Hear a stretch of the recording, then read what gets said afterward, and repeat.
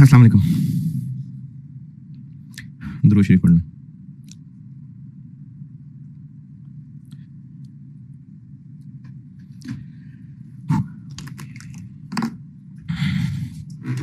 अच्छा, अब तक जितने डिसीजंस करा रहा था ना, और डिसीजन मेकिंग चल रही है अभी, लेकिन अभी तक जितने भी सवाल थे उनमें हम इन्वेस्टमेंट डिसीजन कर रहे थे, यानी कुछ नया काम करने जा रहे थे, उसके लिए पैसे चाहिए थे। उस नए काम से रिलेटेड कहीं किसी सवाल में यूनिट्स होते थे। क्या वो मुझे कुछ कहना है? पता नहीं मैं बोल क्या रहा था। हाँ, अब तक हम लोग लॉन्ग टर्म डिसीजन मेकिंग कर रहे हैं, जिसमें हम कोई नया प्लांट लगा रहे होते हैं और सवालों में उनकी कहीं यूनिट, सेल्स, ये सब बताए होते हैं, यानी हम जो काम कर रहे हैं उससे पैसा कमाना है हमने। और बहुत कर ली प्रैक्टिस, नए सवाल भी कर लिए, पुराने भी कर लिए, बहुत कर ली प्रैक्टिस। अब ना मैं एक थोड़ा different type of decision making पे लेके जा रहा हूँ। है तो ये भी इन्वेस्टमेंट डिसीजन, लेकिन इसमें हम जो पैसा लगाएंगे उससे हम पैसा कमा नहीं रहे होंगे। यानी इस वक्त हम जो इन्वेस्टमेंट डिसीजन करने लगे हैं वो डिसीजन कर रहे हैं कि एक प्लांट खरीदने का टाइम तो आ गया हुआ है, क्योंकि पुराना वाला तकरीबन मरने के करीब है, तो हम पुराने वाले का थोड़ा सा इलाज करा के कुछ 2-4 साल और घसीट लें या नया ही खरीदें। अब इस डिसीजन में हमने सिर्फ खर्चों की बेस पे फैसला करना है कि कौन सी ऑप्शन बेहतर होगी जिसमें खर्चे कम होंगे। तो इस तरह के डिसीजंस में और काफी तरह के सवाल हो सकते हैं, लेकिन जनरली इस चीज को कहते हैं एसेट रिप्लेसमेंट डिसीजन। है ये भी इन्वेस्टमेंट डिसीजंस, लेकिन इसमें कोई नया प्लांट सेटअप करना, उससे इतनी प्रोडक्शन होगी, उससे इतने सेल्स होंगी, ये चीजें जनरली इसमें डिस्कस नहीं हो रही होंगी। तो है इन्वेस्टमेंट डिसीजंस, वही एनपीवी टेक्निक है, लेकिन एसेट रिप्लेसमेंट डिसीजंस कहते हैं इनको। और इनकी मिसाल हो सकती है ऑप्टिमम रिप्लेसमेंट साइकिल, कंटिन्यू, यानी पुराने का इलाज करा लें, ओवरऑल, और कंटिन्यू कर लें, या इसको बस फारिग करें और नया खरीद लें। कंटिन्यू और रिप्लेस, ओवरऑल और रिप्लेस भी हो सकता है। फिर इसके अलावा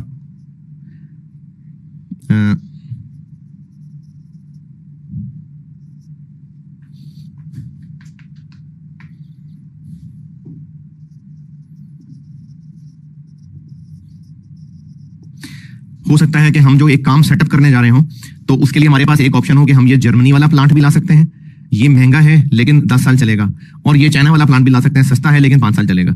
तो हम 2 डिफरेंट टाइप्स ऑफ प्लांट में से चूज करने लगे होंगे, तो उसमें से हमने वो लेना होगा जो सबसे ज्यादा फायदे का है। इन सब में है लॉन्ग टर्म डिसीजन मेकिंग ही, लेकिन इसका सवाल जो पहले कर रहे थे ना, उनसे डिफरेंट तरह के होंगे।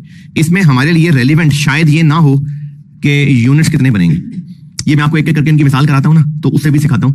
इसमें हम लोग शायद ही ये देख रहे हो कि कितने यूनिट्स बनेंगे, देख भी सकते हैं, लेकिन इनमें स्पेशली हम शायद ये ना देख रहे हो कि प्लांट से कितने यूनिट बनेंगे। तो इनमें मेनली खर्चे ही कंपेयर हो रहे होंगे, बाकी फिर मैं सवालों से सिखाता हूं।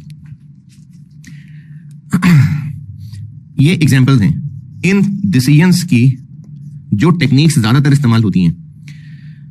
एनपीवी आईआरआर टेक्निक तो है ही है, इसके अलावा एक टेक्निक यूज होती है, उसको कहते हैं EAC, इक्विवेलेंट एनवलाइज्ड कॉस्ट। एक टेक्निक यूज होती है, उसको कहते हैं LCM। है ये भी एनपीवी ही, लेकिन थोड़े डिफरेंट तरह से कंपैरिजन है। तो EAC, LCM, ये इनके लिए टेक्निक्स इस्तेमाल होती हैं।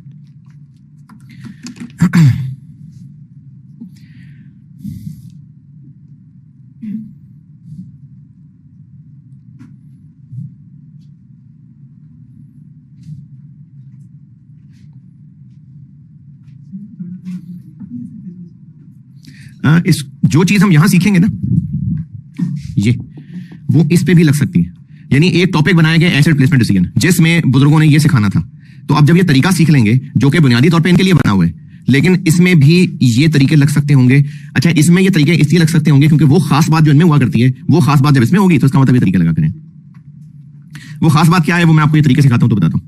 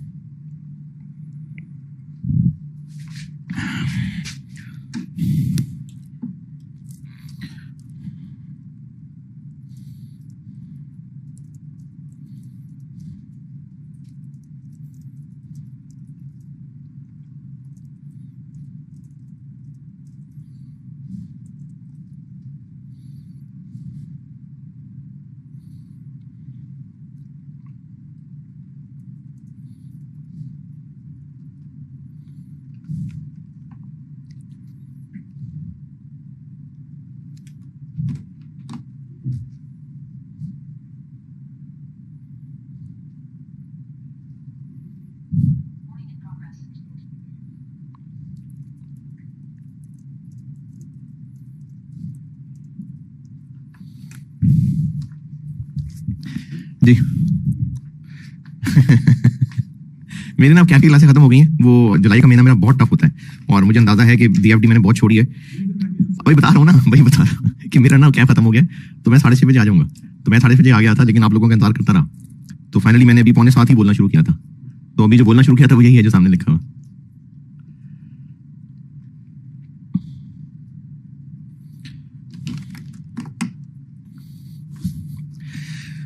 तो इनमें ना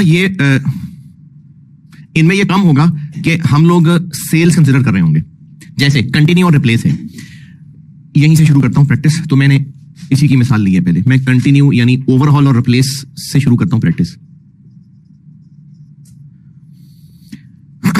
मिसाल के तौर पे हम एक पुराना प्लांट जो कि बस अब पुराना है उसको बेच ही देना था, क्योंकि हम लोग जितने भी सवाल अब तक करते आए ना पिछले वाले के अलावा, ये जो आखिरी किया था वो जून 24 वाला, जिसमें हमने लाइफ प्लांट की कितनी ली थी? प्लांट की लाइफ तो चलती ही जा रही थी, हमने बस वैसे ही 5 साल पे सवाल रोक दिया था और 5वें साल के एंड पे एक टर्मिनल वैल्यू ली थी।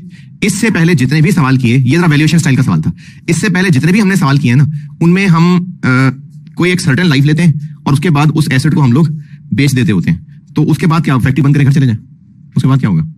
भाई हमने एक नया प्लांट खरीदना था और उस नए प्लांट के लिए सारी कैलकुलेशन कर ली कि 5 साल इसकी लाइफ होगी, 5वें साल के एंड पे आरवी होगी, टैक्स वगैरह सब कर लिया, तो 5 साल बाद फैक्ट्री बंद करते घर चले जाए, फिर भाई नया प्लांट ले लें। तो अब हम वहां से आगे चल रहे हैं। तो एक प्लांट था जो अपनी उम्र को पहुंच गया हुआ था और हमने उसको बस अब फेंकना ही था और उसकी जगह नया लाना था।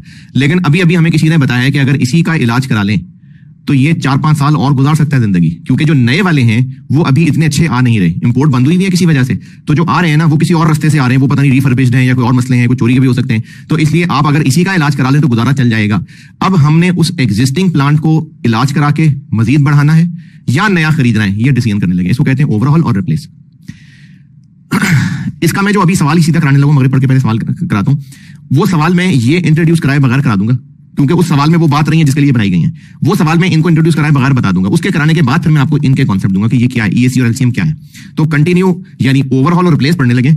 इसमें हम लोगों ने करना होगा कि जो नाम से लग रहा है, मैं उर्दू भी नहीं लिख रहा, इंग्लिश भी नहीं लिख रहा, यहाँ हमारे पास एक एग्जिस्टिंग प्लांट है, या तो उसको अब चेंज करके नया लाना था या फिर उसी पुराने वाले का इलाज करा के उसको कुछ साल और चला लेना था।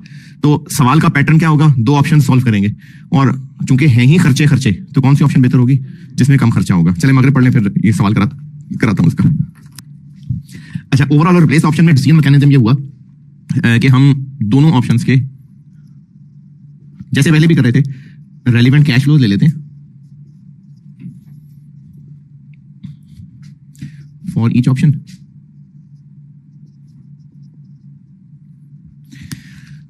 अच्छा, अब इसके लिए ये जो मैंने रेलेवेंट कैश फ्लोज कहा ईच ऑप्शन के लिए, इसके लिए एक बात कर रहा हूं कि generally operating cash flows, for example sales, production costs are irrelevant. क्यों irrelevant?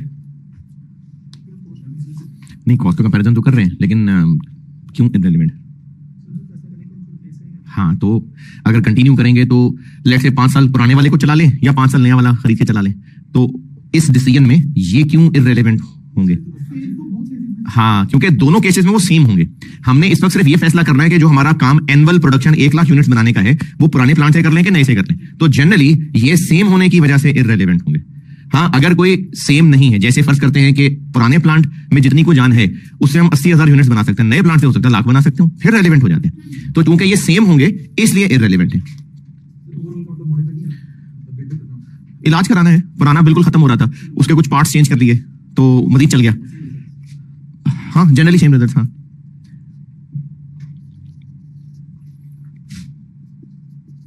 तो जनरली चूंकि दोनों ऑप्शंस के अंदर ये सेम होंगे इसलिए इररिलेवेंट। और दोनों ऑप्शंस के कैश फ्लोस कैलकुलेट कर लिए। अब हम कर लेंगे select the most beneficial option, जो हमारे लिए सबसे बेनिफिशियल है वो सिलेक्ट कर लेंगे।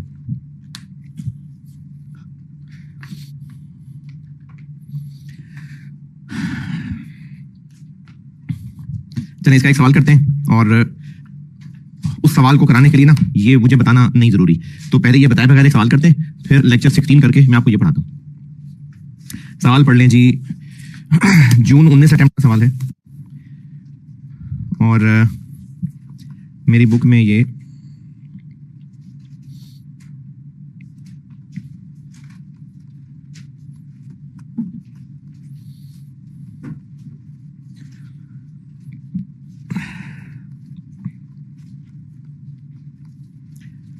क्वेश्चन 10 है, मेरी बुक में क्वेश्चन 10 है, समर 19।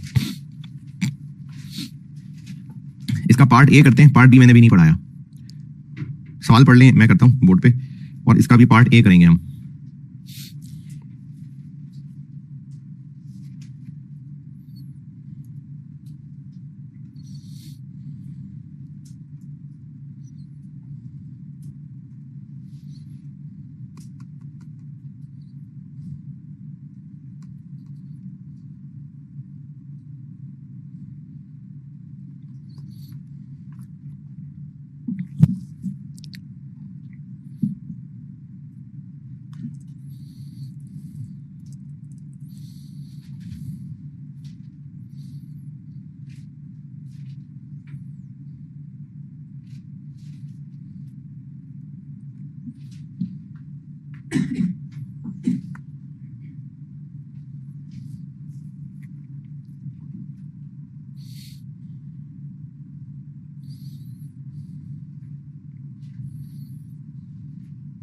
सवाल पढ़ने को कहा है।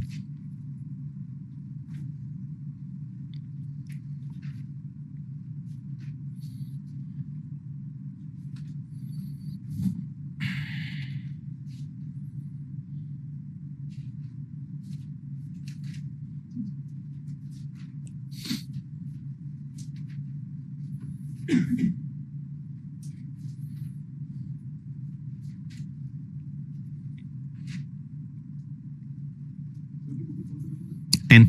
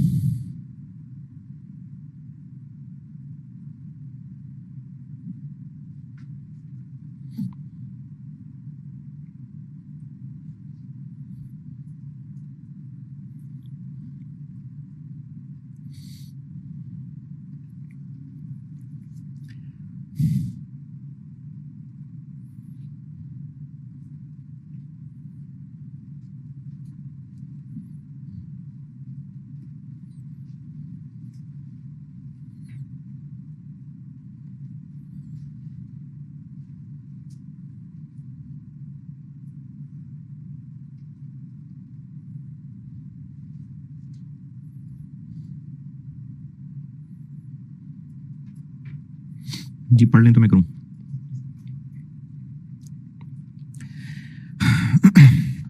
Requirement A, advise the most feasible option to the company. तो ऑप्शंस हैं कहां इसमें? एग्जिस्टिंग मशीन को ओवरऑल करा के, क्योंकि डॉलर महंगा हो रहा है तो इंपोर्ट करना मुश्किल हो जाएगा, महंगा हो जाएगा, तो इसलिए एग्जिस्टिंग का इलाज करा के उससे काम चला लें। तो ऑप्शन 1 है ओवरऑलिंग ऑफ मशीन, और ऑप्शन 2 है कि खैर है मंगवा लें। फिर ओवरऑल करा लिया तो कितनी जिंदगी और गुजार लेंगे? 5 साल। और नई मशीन की जिंदगी वो भी 5 साल की है। और इसमें कहीं ये बताया कि कितने यूनिट्स बनेंगे और वो कितने के बिकेंगे? और नहीं, क्योंकि दोनों सिचुएशन में वो सेम ही होने हैं, इसलिए नहीं बताए। तो 2 ऑप्शन सॉल्व कर लेते हैं, दोनों के रेलेवेंट कैश फ्लोज लिख लेते हैं।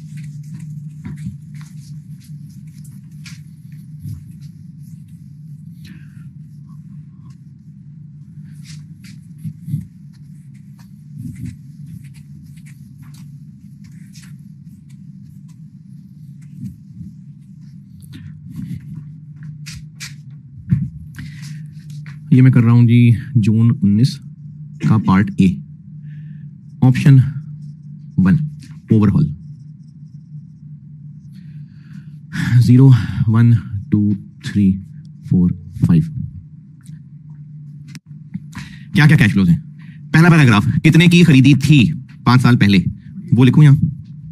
नहीं, वो तो पुरानी बात है। और अभी वो 5 साल गुजरने के बाद हम जहां खड़े हैं, ये डिसीजन मेकिंग पॉइंट है।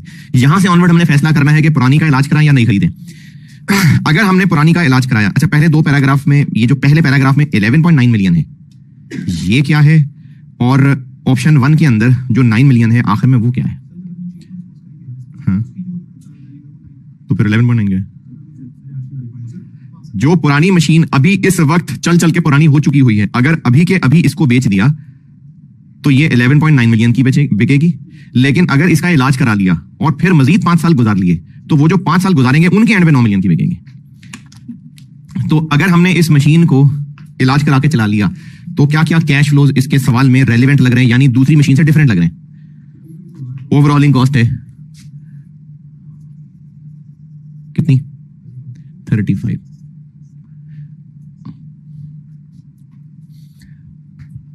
ये जो ओवरहॉलिंग कॉस्ट है, ये एक्सपेंस होगा टैक्स पॉइंट ऑफ व्यू से? क्या है इसकी टैक्सेशन, क्या बताइए? ये कैपेक्स है, क्योंकि लिखा हुआ है अदर इंफॉर्मेशन में दूसरे पॉइंट में कि ये जो ओवरहॉलिंग कॉस्ट होगी इस पे नॉर्मल डेप्रेशन अलाउ होगी, यानी कैपेक्स है, तो इस पे हमने डेप्रिसिएशन करनी है कैलकुलेट। अच्छा, 0 पे आउटफ्लो हो जाएगा, और उसके बाद जब इसको 5 साल बाद बेचेंगे तो कितने का बिकेगा? 9 मिलियन का।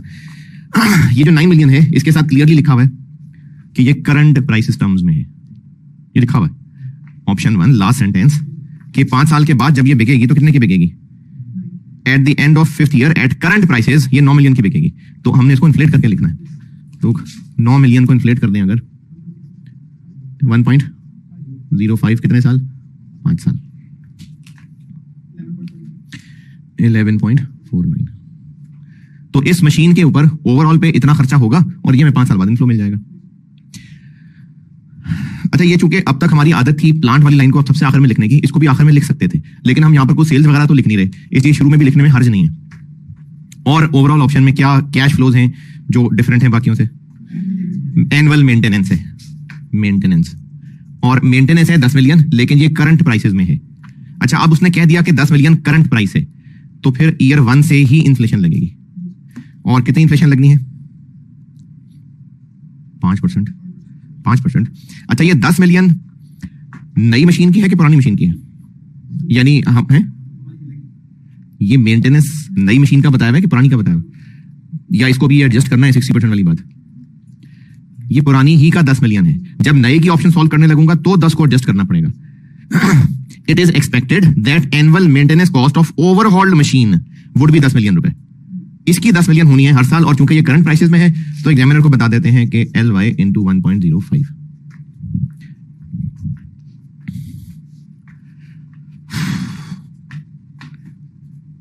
तो एक्सेल पे सॉल्व करने वाले लोग अगर भूलभाल गए हों तो पहले 10 मिलियन को इंटू 1.05 करके यहां लिखें, फिर उसके बाद इक्वल टू ये सेल इंटू 1.05 और उसको कॉपी पेस्ट करते जाएं। 10.5, 11.03, 11.58, 12.16, 12.76।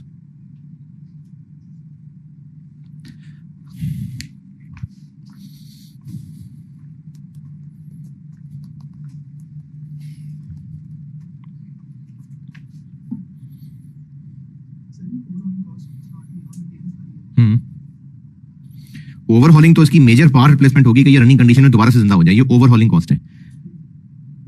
क्योंकि देखें सवाल का कॉन्टेक्स्ट देखें ना, तो during a recent meeting COO को किसी ने बताया है कि प्राइस बड़ी महंगी हो गई है। He therefore proposed that RL should not dispose of this machine at the end of 5 years and rather get it overhauled locally and continue to use it for further 5 years। इसका मतलब ये overhauling उसको 5 साल दोबारा जिंदगी भरने के लिए है।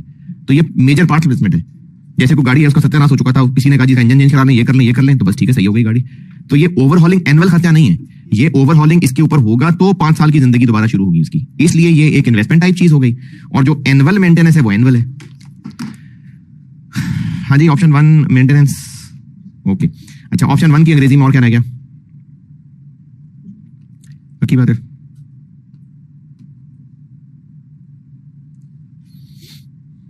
चलें ठीक है, कुछ नहीं रह गया होगा। अदर इंफॉर्मेशन से कुछ, पुरानी मशीन का कुछ, डेप्रिसिएशन, तो इसका क्या करें हम? अच्छा, इस सवाल में टैक्स का कुछ करना है? तो सेल्स वगैरह तो है ही नहीं, तो टैक्स का क्या करें? हम लोग इस वक्त खर्चे ही तो ले रहे हैं, तो टैक्स का क्या करें? सवाल में खर्चे हों तो वो टैक्स बचा के देते हैं। तो जब नॉर्मल सवाल पहले कर रहे होते थे वहां प्रॉफिट होता था तो टैक्स पड़ता था, और किसी साल में अगर लॉस आ जाए तो टैक्स बचता था। तो इन सवालों में तो हम ले ही खर्चे रहे होंगे, प्रॉफिट तो होगा ही नहीं, हमने तो सेल्स दिखी नहीं। तो इसलिए यहां पर टैक्स का काम ये होगा कि वो tax as a saving show हुआ करेगा। तो हमें टैक्स की कैलकुलेशन करनी पड़ेगी।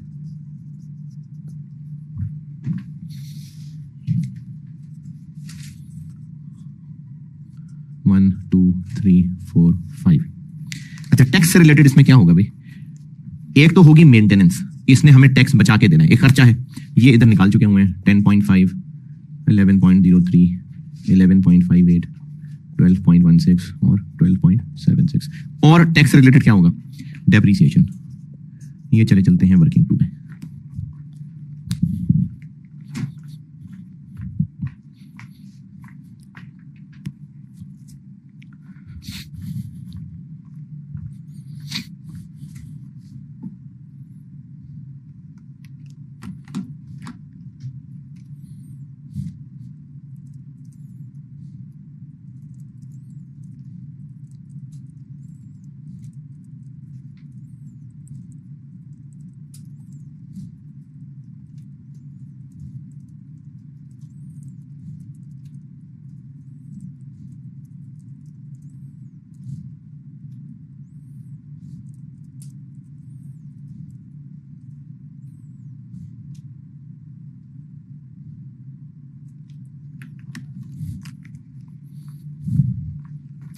अच्छा, इस वक्त हम जिस मशीन की बात कर रहे हैं, अभी हम जहां खड़े हैं हमने वहां से ऑनवर्ड चलना है, तो टैक्स डेफिसिएंट कैलकुलेट करने लगे तो ये बस 35 से कहां आगे चलेंगे? फिर पिछले वाले भी तो उसकी जिंदगी चली रही थी ना, तो टैक्स में तो ऑलरेडी था, वहां से आगे चलेंगे। यानी अब चूंकि इसको एक कैपेक्स लेना है तो किस में कैपेक्स लेना है? इसकी जो उस वक्त तक वैल्यू पहुंची हुई थी, पहले में स्टार्टिंग पॉइंट के लिए वहां तक आना पड़ेगा। स्टार्टिंग पॉइंट पे इसकी करंट WDV कितनी है? कितने की थी? कितने की खरीदी थी? 48.5, इतने की खरीदी थी। और उसके बाद ये टैक्स पर्पसेस के लिए कितनी डेप्रिशिएट होती जा रही थी? 10% डेप्रिशिएट हो रही थी। अच्छा, 10% ही डेप्रिशिएट हो रही थी, या इसके ऊपर भी वो इनिशियल अलाउंस वाली सारी कहानी मिली होगी? नहीं मिली होगी। तो ये जो खरीदी थी तो खरीदी पुरानी थी, मतलब पैदा ही बूढ़ा हुआ था ये मशीन जब खरीदी थी तो वो खरीदती पुरानी थी। ये अब दूसरी तरह ओवरऑल होने लगा हो? नहीं, कहा तो है 5 साल पहले खरीदी थी, पहले पैराग्राफ में कहा तो हुआ है the machine is replaced every 5 years। तो अभी इस वक्त हम जिस मशीन की बात कर रहे हैं, the machine presently in use was acquired 5 years ago, तो पहले थोड़ी ओवरऑल हुई थी। तो ये जब खरीदी थी तो नई नहीं थी। तो ये जो अदर इंफॉर्मेशन में पॉइंट 2 में लिखा हुआ है, the new machine is subject to initial and इतना एंड इतना, तो ये अब जो खरीदेंगे ये उसी की बात हो रही है, नहीं नई मशीन की बात हो रही है। पहले पैराग्राफ में बताया हुआ है कि हम लोग एक हैवी ड्यूटी इंपोर्टेड मशीन इस्तेमाल किया करते हैं, यूजेस, और इंपोर्टेड मशीन होती है और हर 5 साल के बाद रिप्लेस कर लेते होते हैं। ये पहली 2 लाइनों का मतलब है। अभी क्योंकि डॉलर बहुत महंगा चल रहा है तो इन्होंने मशवरा दिया है इन साहब ने कि हम अभी फिलहाल इसका खरीदना डिले कर लेते हैं, एग्जिस्टिंग का इलाज कर लेते हैं, लेकिन हम हर 5 साल बाद नई मशीन लेते हैं। तो वो जो टैक्स ट्रीटमेंट बताया हुआ है वो जो अब की बार नहीं खरीदेंगे सिर्फ उसके लिए है, नहीं हर दफा ऐसा ही होता होगा। तो ये जब मशीन खरीदी थी तो इसको खरीदते हुए इसकी टैक्सेशन कैसे हुई होगी? पहले साल 25% मिला होगा, ये क्या किया मैंने? 25% के बाद उसके बाद क्या हुआ होगा? फिर नॉर्मल डेप्रिसिएशन 10% हुआ करती होगी, और 5 साल गुजर गए होंगे। ये मैंने क्या किया है? उस मशीन की 5 साल गुजरने के बाद अभी इस वक्त WDV निकाली है। पहले साल में 25% मिली होगी, ये वो 25% है। उसके बाद हर साल 10-10% रिड्यूसिंग के ऊपर डाउन होती गई। ये रिड्यूसिंग लिखा हुआ है, अगर ना लिखा होता तो टैक्स में रिड्यूसिंग ही होता है। तो ये पहली वाली इनिशियल डेप्रिसिएशन, और उसके बाद 5 साल की नॉर्मल डेप्रिसिएशन जो 10-10% चार्ज हो रही है। अगर ये किसी को समझ नहीं आ रहा तो आप 5 साल बना लें, और ये 5 साल वो पुराने वाले 5 साल है। हम अभी इस वक्त जहां खड़े हैं, ये मैंने वो बुक वैल्यू स्टार्टिंग पॉइंट ली है, ये मैंने ब्रैकेट में कर दिया। अगर ये बात समझ नहीं आ रही तो आप उसको खरीदने से लेके 5 साल गुजारने की बुक वैल्यू निकाल के चेक कर लें कितनी आ गई, 21 पॉइंट।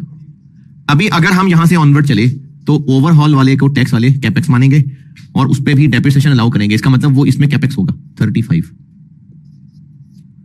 56 पॉइंट। अब यहां से आगे चलेगा, फिर से 25% मिलेगा। नहीं, ये सिर्फ नई मशीन के साथ होता है, इसमें बस नॉर्मल लगनी है। तो ईयर 1 की नॉर्मल डेप्रिसिएशन 5.65, 50.83, फिर ईयर 2 5.0875, फिर ईयर 3 10% 4.57, 5758 दोनों ठीक है, 41.18, फिर चौथे साल की डेप्रिसिएशन 4.12, 37.06, फिर पांचवें साल की डेप्रिसिएशन 3.71, 33.35, और फिर पांचवें साल लॉस ऑन डिस्पोजल 11.49, 21.6। ये अगर हमने एग्जिस्टिंग का इलाज करा के चलाया तो अगले 5 साल की टैक्सेशन ये होने वाली, डेप्रिसिएशन ये होने वाली। इसको नोट करने फिर हम वापस आते हैं।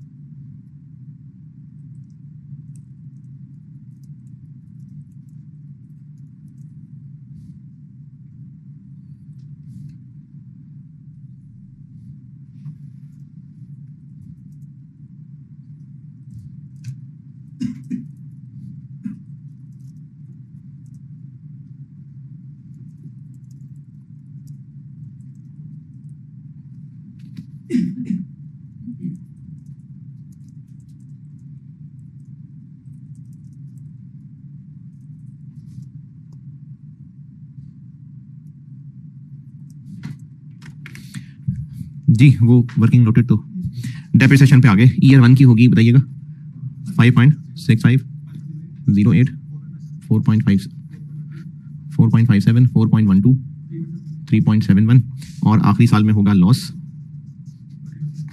21.86।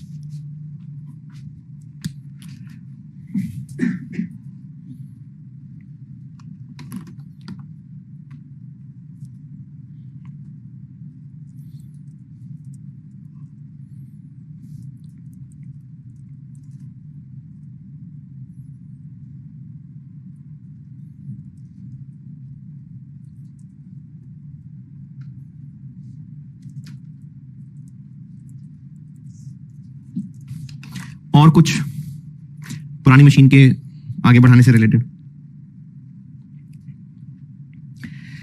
अच्छा आप देखिए, मैंने ये सारे के सारे एक्सपेंसेस ही लिखे हैं, और पहले तो हम वो इनकम्स और एक्सपेंसेस लिखते थे तो ब्रैकेट और विदाउट ब्रैकेट का ख्याल रखा था। अब मुझे पता है ही सारे एक्सपेंसेस, तो इनके ऊपर जो भी फिगर कैलकुलेट होनी है वो टैक्स सेविंग की फिगर होनी है। 16.15, 16.15, 28, 38.33, और इसके ऊपर टैक्स कितना है 30।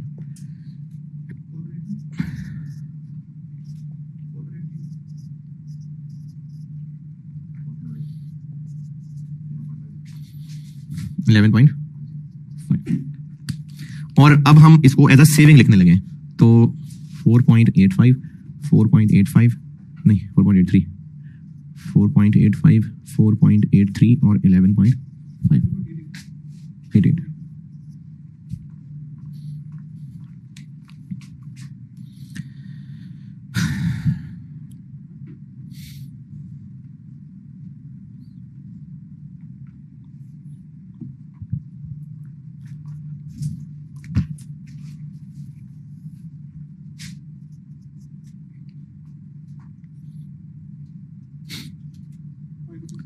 $5.65,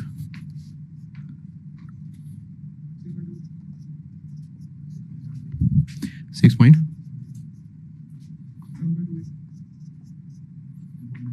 10.22। ये इनफ्लो है, क्योंकि ये भी इनफ्लो है और ये टैक्स सेविंग तो इनफ्लो है ही, ये भी इनफ्लो है, इसलिए नेट इनफ्लो आ गया। और डिस्काउंट रेट कितना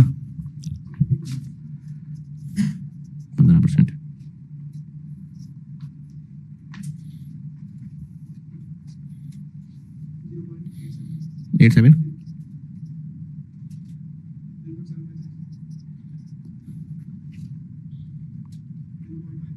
50 है, इतना गिर गया ये 6 5 7 2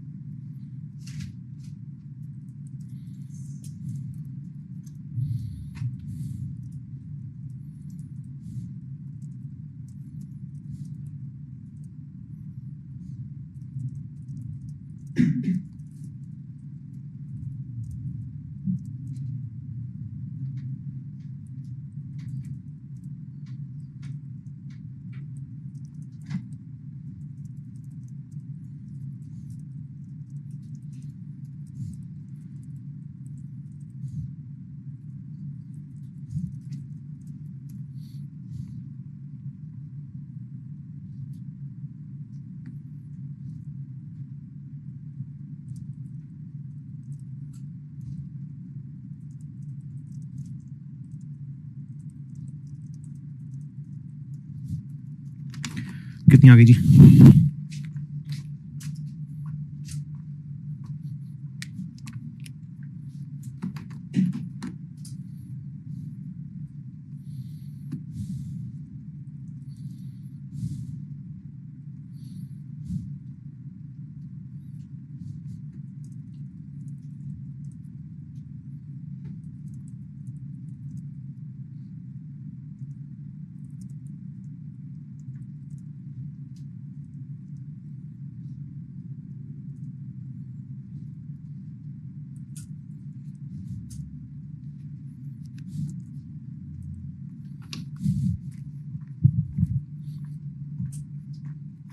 कितनी आ गई? 48.1 ये हो गई ऑप्शन 1।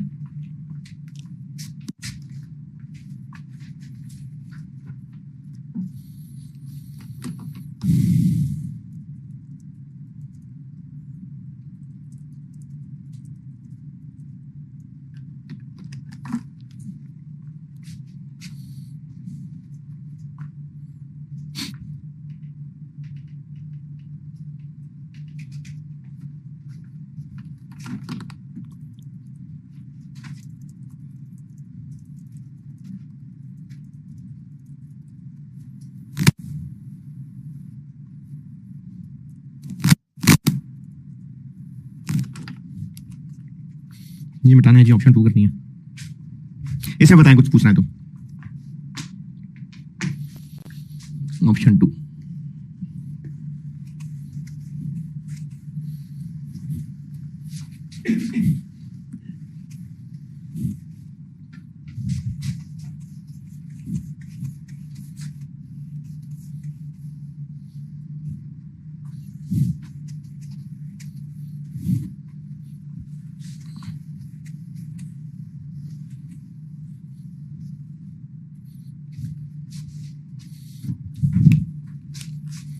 Option 2 replace. अगर हमने रिप्लेस ऑप्शन को चुना तो नई मशीन खरीदनी होगी, तो वो जो नई मशीन होगी वो कितने की मिलेगी?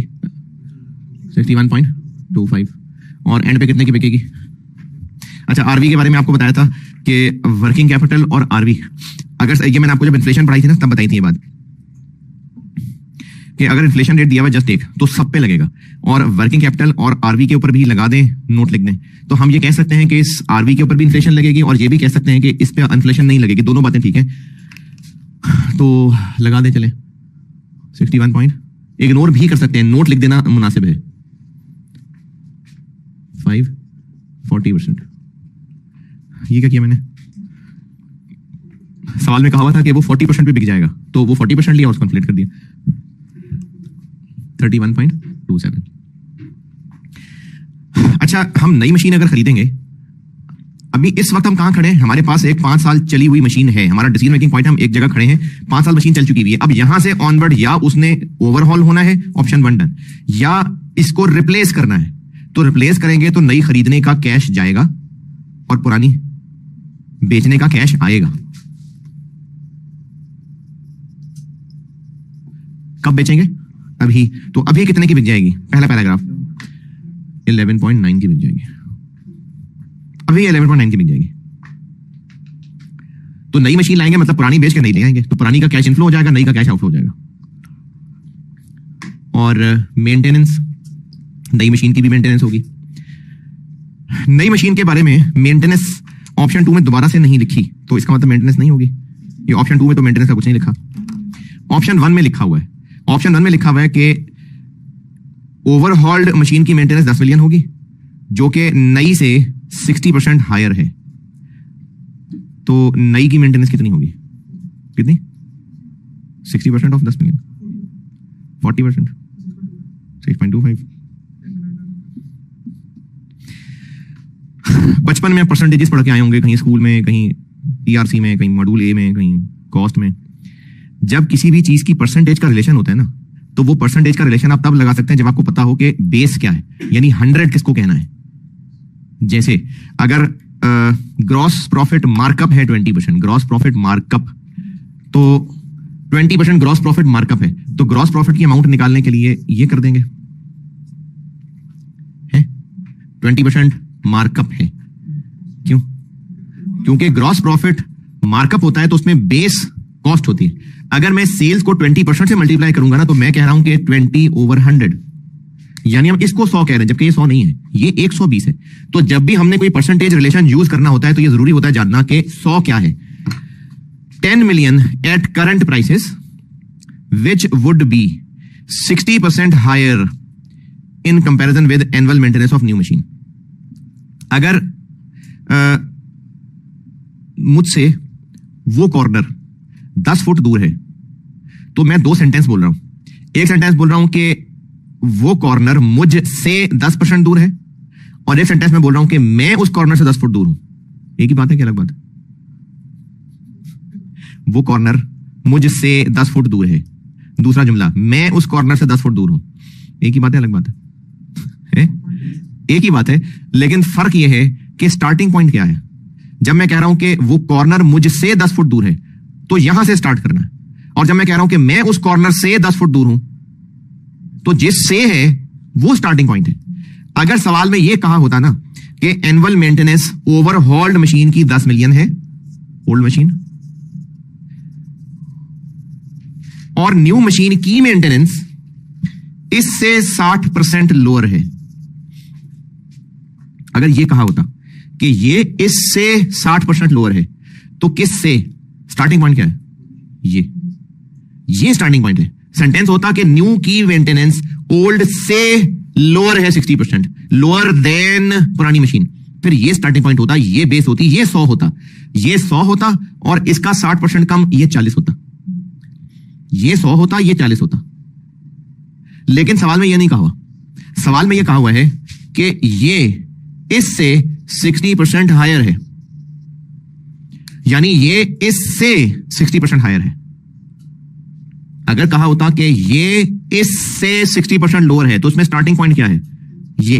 अब कहा जा रहा है कि ये इससे 60% हायर है, ये स्टार्टिंग पॉइंट, ये 100 है, ये 100 है, और ये 160 है। अगर ये कहा होता कि ये इससे 60% लोअर है, तो फिर ये 100 होता, ये 40 होता। ये सेंटेंसेस में फर्क है। अगर नई मशीन की मेंटेनेंस के बारे में कहा होता कि it is lower 60% lower than पुरानी मशीन, तो वो जो देन पुरानी मशीन है वो स्टार्टिंग, वो बेस होता, वो 100 होता, तो ये 40 होता। लेकिन कहा है कि ओल्ड मशीन की मेंटेनेंस न्यू मशीन से 60% हायर है, तो ये 100 है और ये 160 है। नहीं समझ आ रही बात? तो पुराने की हम लोग मेंटेनेंस निकाल चुके, अब नई की मेंटेनेंस के लिए हम एग्जामिनर को कह देते हैं कि वो जो ओल्ड वाली की मेंटेनेंस है वो है 160, ये 100 है। पुराने वाली की 160 है, तो 100 कितनी होगी? तो पुराने वाले की हम निकाल चुके हैं, उसी को बस 100/160 करते जाना है जी। 6.56 और एक्सेल पे कर रहे हो तो आप ऊपर कर चुके हुए हैं, आप उस सेल का लेंगे, यहां पर लगवाएं इक्वल, वो वाले सेल से लिंक करें, इंटू 100 ओवर 160 और बस इसको कॉपी पेस्ट करके आगे फैला दें।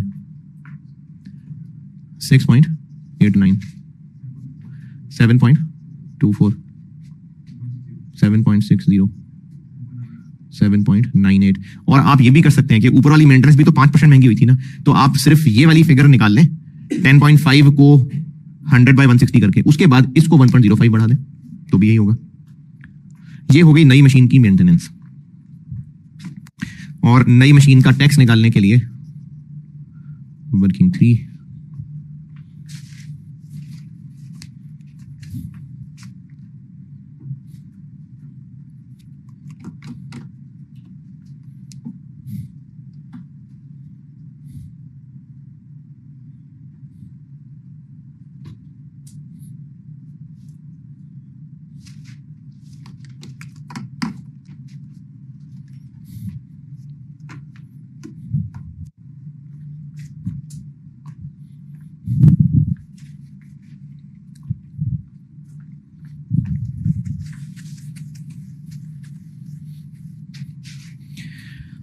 हाँ जी, नई मशीन की टैक्सेशन के लिए एक तो आ जाएगी मेंटेनेंस 6.56, 6.89, 7.24, 7.6 और 7.98। और एक आ जाएगी नई मशीन की डेप्रिसिएशन। एक आ जाएगा नई मशीन के ऊपर लॉस। ये पहले भी वर्किंग वन भी ऐसी की हुई है, लेकिन एक काम इसमें और होगा कि हम नई खरीद रहे हैं तो पुरानी बेच रहे हैं, तो पुरानी बेच रहे हैं तो उस पर भी तो कोई गेन लॉस होगा। कितने की बेच रहे हैं? 11.9, जबकि टैक्स WDV कितनी है उसकी? ये तो इसको बेचेंगे तो लॉस होगा, तो नई पे तो लॉस होगा ही होगा, वो हम नई की वर्किंग करेंगे, लेकिन जो अभी पुरानी बेच रहे हैं उस पे भी लॉस होगा। बेच रहे हैं 11.9 की और WDV है उसकी 21.48, तो कितना लॉस हो रहा है? 9.58। और ये इधर पहली रिटर्न में ही आएगा। हाँ, तो बाय डिफॉल्ट हम किसी साल के शुरू में खड़े होते हैं ना, तभी तो सारे खर्चे हम पहली रिटर्न में ही ले रहे होते हैं, तो पहली रिटर्न तो ईयर 1 की होगी। हाँ जी, ये 9.58। ओके, बाकी फिर उसकी डेप्शन की वर्किंग कर लेते हैं नई मशीन की।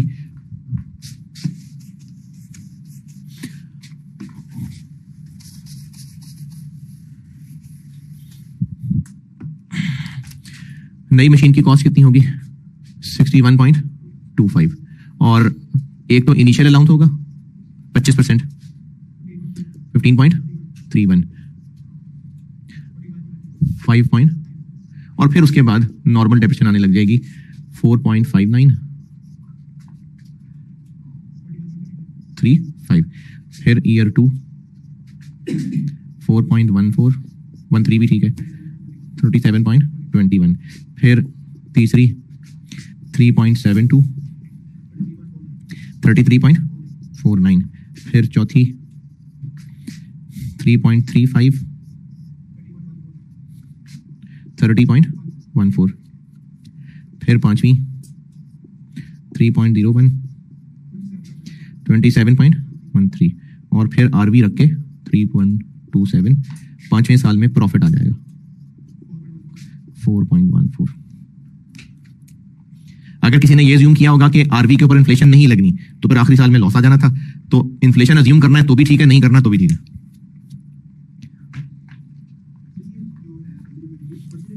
जी जी,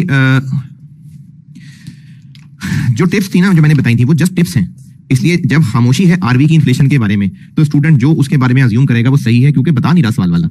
जो एग्जिस्टिंग मशीन थी उसके बारे में क्लियरली कहा हुआ था कि ये करंट प्राइसेस में 9 मिलियन है, वो क्लियरली कहा था करंट प्राइसेस में, इसलिए हमने उसको इन्फ्लेट किया था।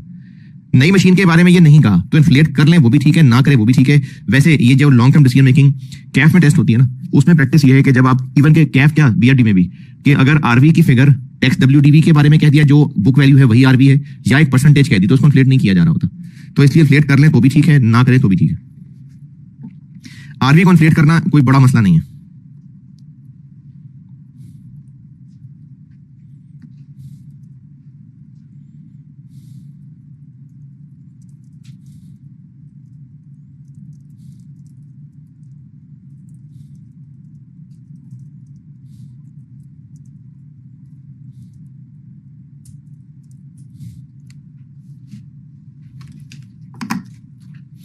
और ये डेप्रिसिएशन बन गई पहले साल की 15 भी है और 4 भी है, तो कितनी हो गई?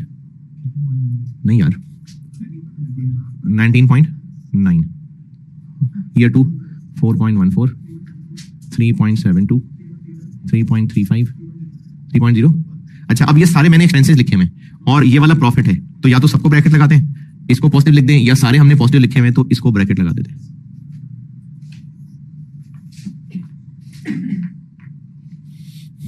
$35.98, 11.03, 10.96, 10.95, 6.85, और इन सब पे टैक्स आ जाएगा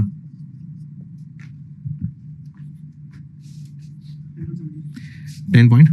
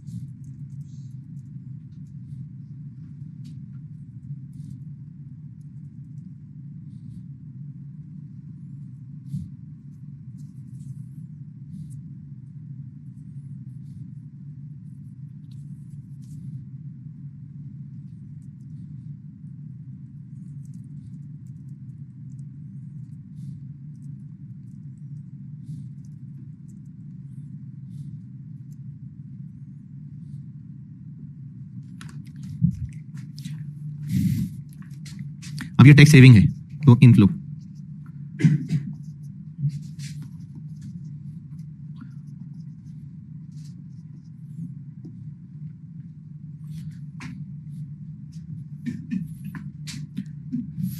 $49.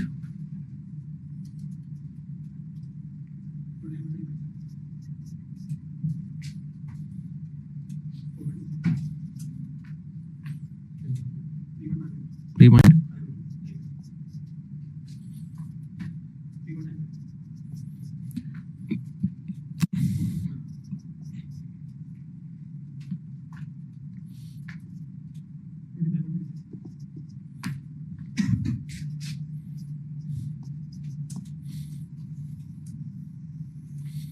निकालिए एनपीवी।